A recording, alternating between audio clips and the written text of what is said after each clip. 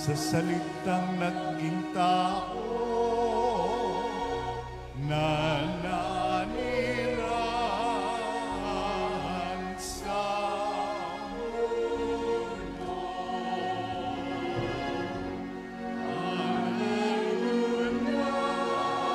Alleluia, alleluia, alleluia, alleluia,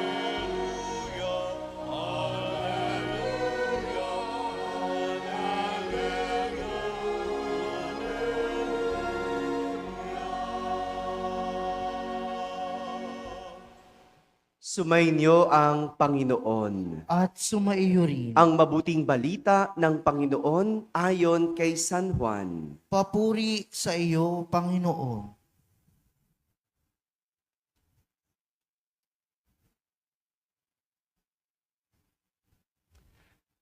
Sa pasimula pa ay naroon na ang salita. Kasama ng Diyos ang salita at ang salita ay Diyos. Kasama na siya ng Diyos sa pasimula pa. Sa pamamagitan niya, nilikha ang lahat ng bagay. At walang anumang nalikha nang hindi sa pamamagitan niya. Mula sa kanya ang buhay, at ang buhay ay siyang ilaw ng sangkatauhan. Nagliliwanag sa kadiliman ang ilaw, at hindi ito kailanman nagapi ng kadiliman. Sinugo ng Diyos ang isang tao na nagngangalang Juan. Naparito siya upang magpatotoo tungkol sa ilaw at manalig sa ilaw ang lahat dahil sa patotoo niya. Hindi siya ang ilaw, kundi naparito siya upang magpatotoo tungkol sa ilaw. Ang tunay na ilaw ang tumatanglaw sa lahat ng tao na dumarating sa sanlibutan. Nasa sanlibutan ang salita. Nilikha ang sanlibutan sa pamamagitan niya, ngunit hindi siya nakilala ng sanlibutan. Naparito siya sa kanyang bayan, ngunit hindi siya tinanggap ng kanyang mga kababayan.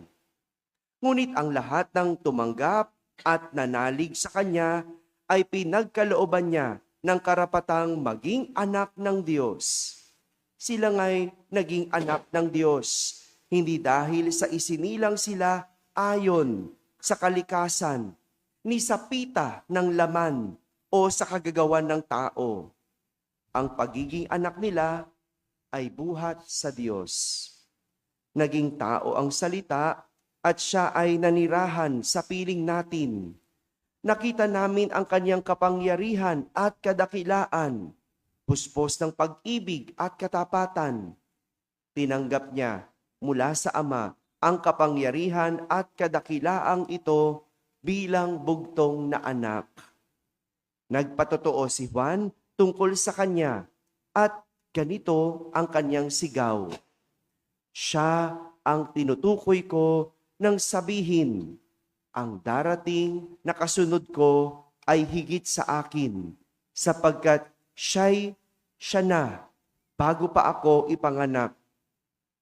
Dahil sa siya'y puspos ng pag-ibig, tayong lahat ay tumanggap mula sa kanya ng abot-abot na kaloob, sapagkat ibinigay ang kautusan sa pamamagitan ni Moises, ngunit ang pag-ibig at ang katotohanan ay dumating sa pamamagitan ni Hesukristo.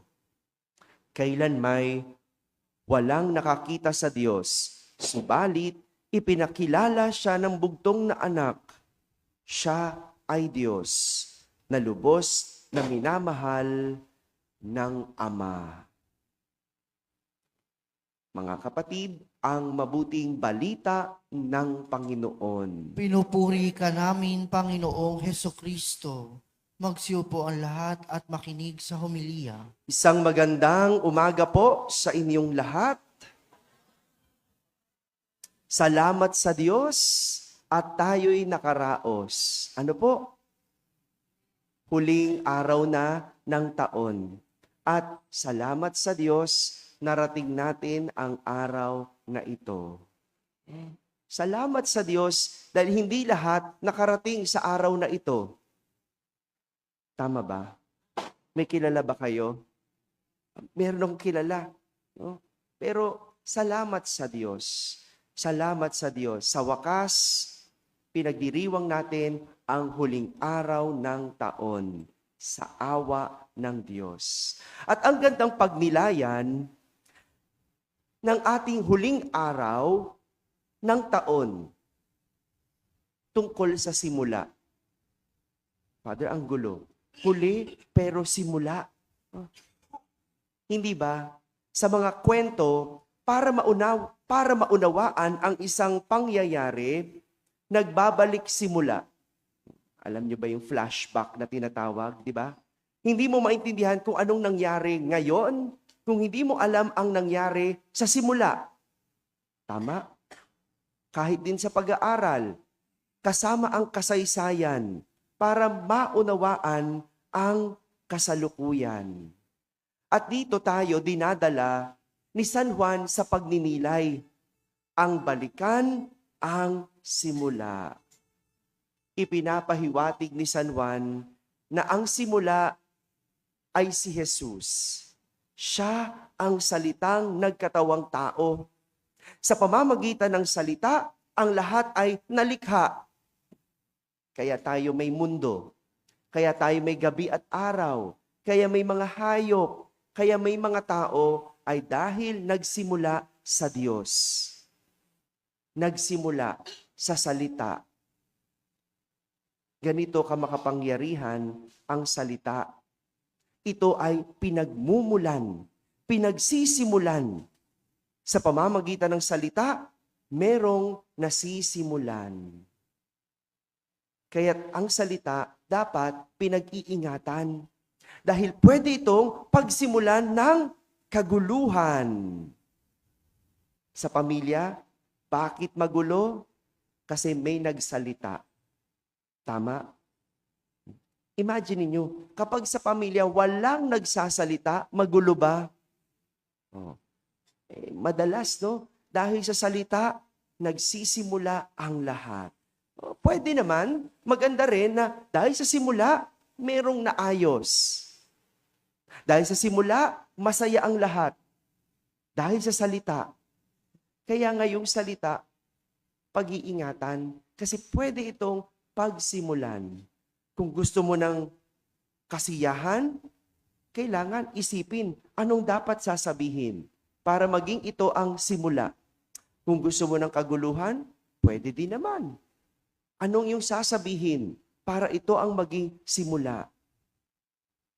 At ito ang pinapahiwatig ni San Juan Bautista. Nagsimula ang lahat sa Diyos. Ang ganda. Tingnan ang buhay natin ngayon. Paano ba ito sinimulan?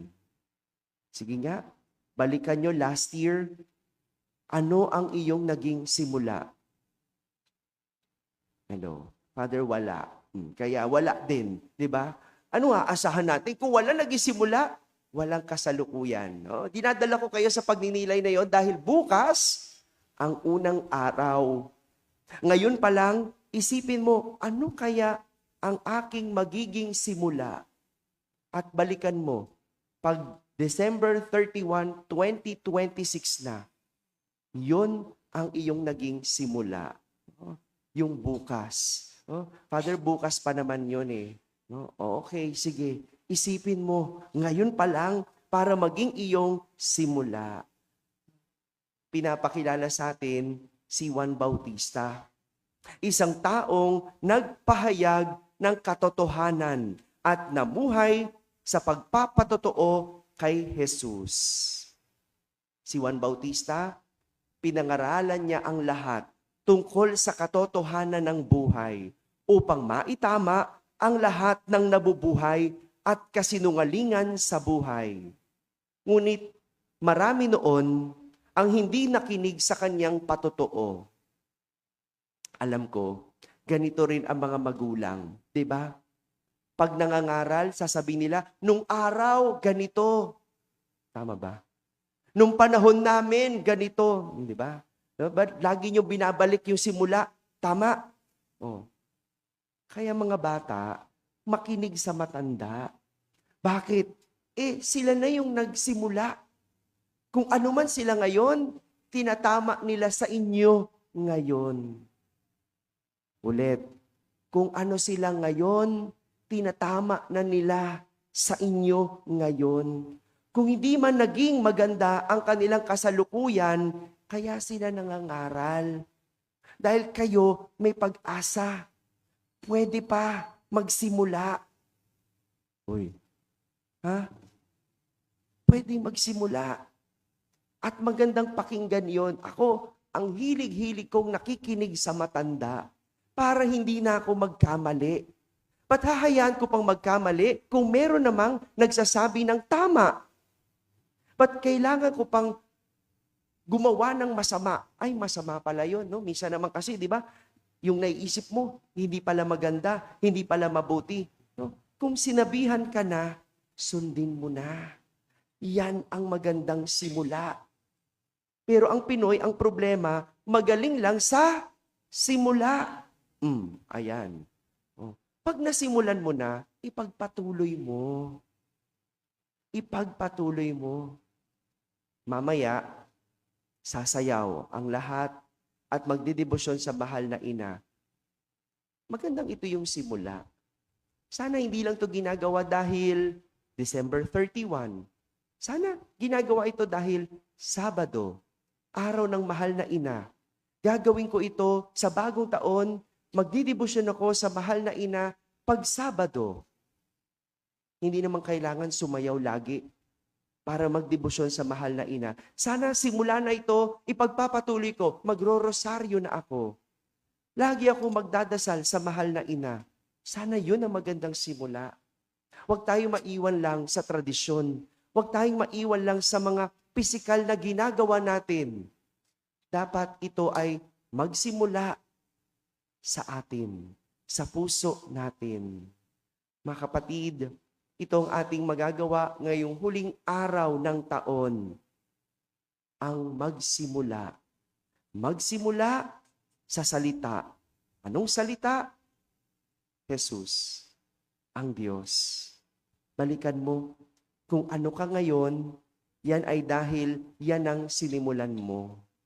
Kaya kung ano ang gusto mong maging bukas, isipin mo, ano ang iyong magandang maging simula. Bukas, unang araw ng taon. Ano ang magiging simula mo? Yung mga nagawa mong mali ngayong taon, bukas, simulan mo ng itama. Bukas, sabihin mo, itatama ko mula ngayon. At may tatama mo lang yan kung babalik ka kay Jesus. Magkumpisal. Magsimula ng malinis. Magsimula ng mabuti. Magsimula ng tama. At ito ang magandang magiging iyong kinabukasan. Wakasan ang ating mga kasinungalingan sa ating buhay. Itigil natin ang lahat ng mga maling gawain. Magsimula tayong muli sa pamamagitan ng pagbabalik loob sa ating Diyos. Amen. Amen.